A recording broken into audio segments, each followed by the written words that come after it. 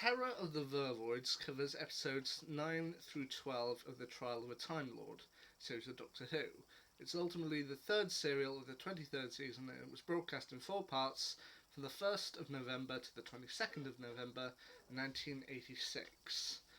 The Doctor, played once again by Colin Baker, is of course on trial, and the trial is being overseen by the Inquisitor, played by Linda Bellingham, and the Valeyard, played by Michael Jaston.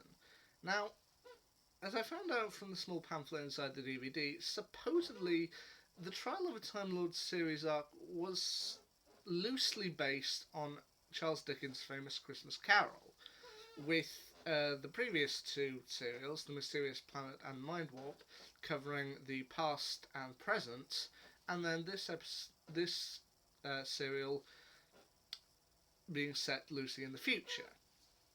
Now, with the Valeyard having presented a case to the opposition, the prosecution, the Doctor is handed control over the Matrix, and he shows how sometimes his meddling is actually required.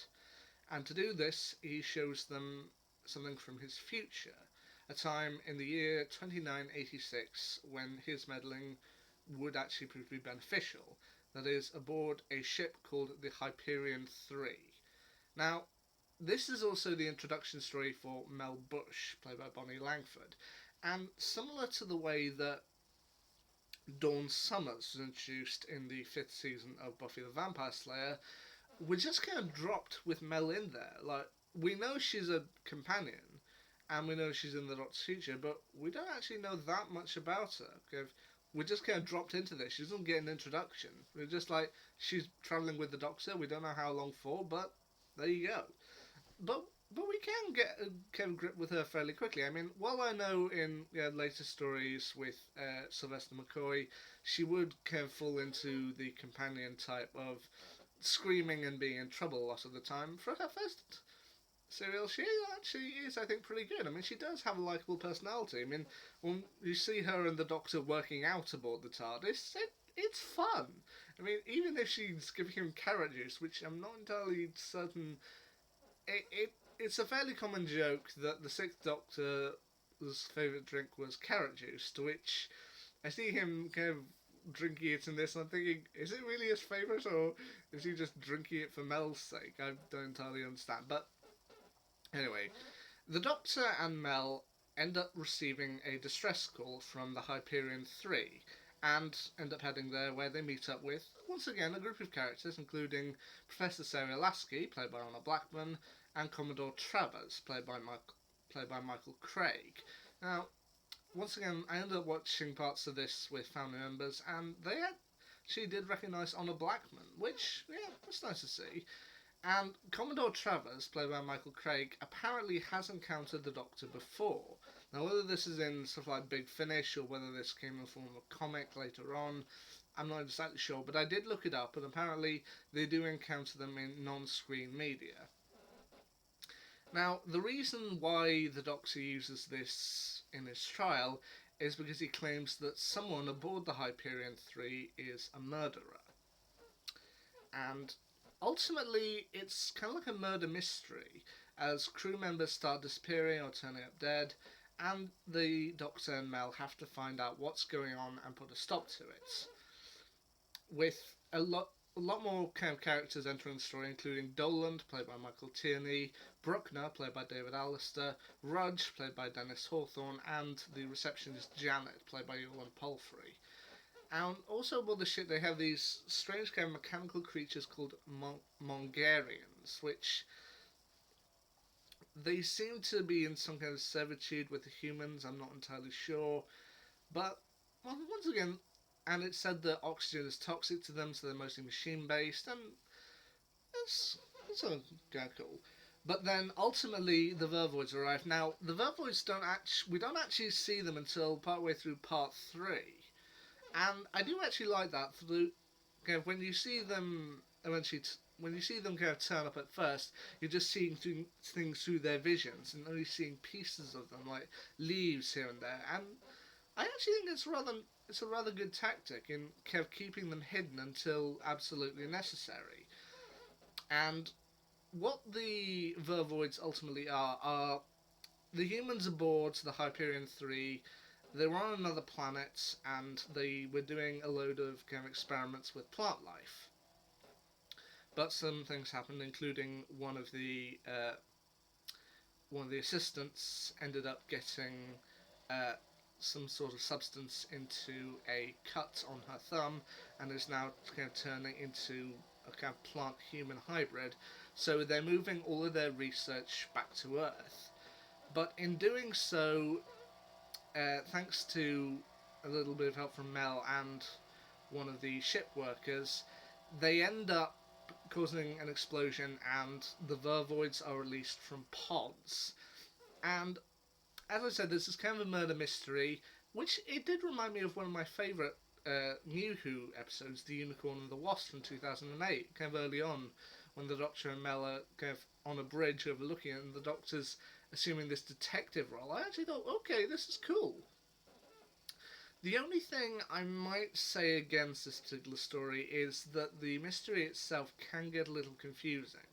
I mean, as I said, I was watching it with a family member, and they asked, "Well, what exactly are the Vervoids? Like, what's their deal?" And I was just like, "I'm not entirely sure I understand." Which, okay, fair enough.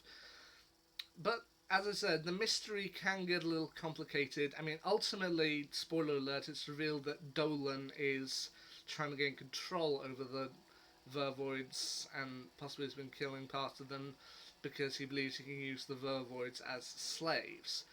But one thing that isn't complicated, and I actually thought was a really good piece of the storyline, was it the Vervoids are also killing people, and when it's eventually revealed why they're killing people, I thought it was very simple and very good to understand it, and even rather horrific. The Vervoids are going around killing everyone because they're plant based and they refer to humans and everyone on the ship as animal kind. And in the grand scheme of things, animal kind will always consume plant plants, vegetation. I mean, if you're vegetarian, you're immediately eating the plant people. You're immediately eating the plants. But if you're a carnivore, then you're eating another creature, and that creature may have been the one eating plants. So it's ultimately a circular thing. I mean, when the Doctor and Mel end up finding all the kind of dead bodies, which the Vervoids have piled up in a huge pile, which it's actually rather horrific and rather sad to watch. And Mel's like, well, why would they do this? I mean, why would they kill people and then pile them up like this? And Doc's like, well, what do you do with all the vegetable peelings from your garden? It's like, I'll put them on a compost heap. They're only doing what they see as nature, and it's actually rather tough to watch. I mean, just seeing all these dead bodies in the cargo hold just piled up on top of one another, it's chilling. So, this particular story, it has some good parts. Where would I say it ranks in the Trial of a Time Lord series so far? Well, I'd say it's better than The Mysterious Planet, but I'd probably put it below Mind Warp. I mean, with Mind Warp, you've got uh, Brian Blessed shouting. That's good enough, but I do actually think this is a really good story. I mean, it's got some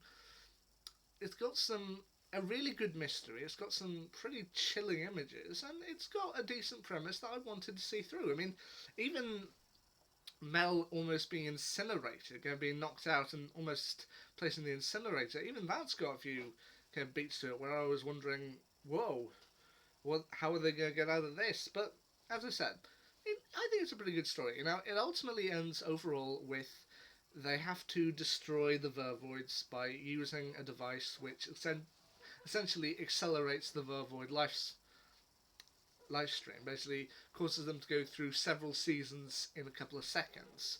Anyway, they do so. The Doctor and Mel depart, and back in the courtroom, the Doctor says that without his interference, then everyone on board the Hyperion 3 could have died. And the Inquisitor and the Valiard look at him and say, and no Vervoid survived. Not one leaf. If they didn't, they reached Earth, it could have been disastrous. To which the Valiard says, well, We must change the accusations then. The Doctor is now accused of genocide, and that gets me rather intrigued to see how they're going to wrap this up in the final serial of the Trial of a Time Lord arc, The Ultimate Foe. This one shouldn't take as long to watch through, as it's only 2 parts as opposed to 4 parts of the others, but very nearly at the end of a Trial of a Time Lord arc, and I think Terror of the Vervoids, as I said, I'd put it above The Mysterious Planet but below Mind Warp. There you go, there are my thoughts on Terror of the Vervoids. Last one up, The Ultimate Foe. Can't wait to see how that'll turn out. Till then, see ya.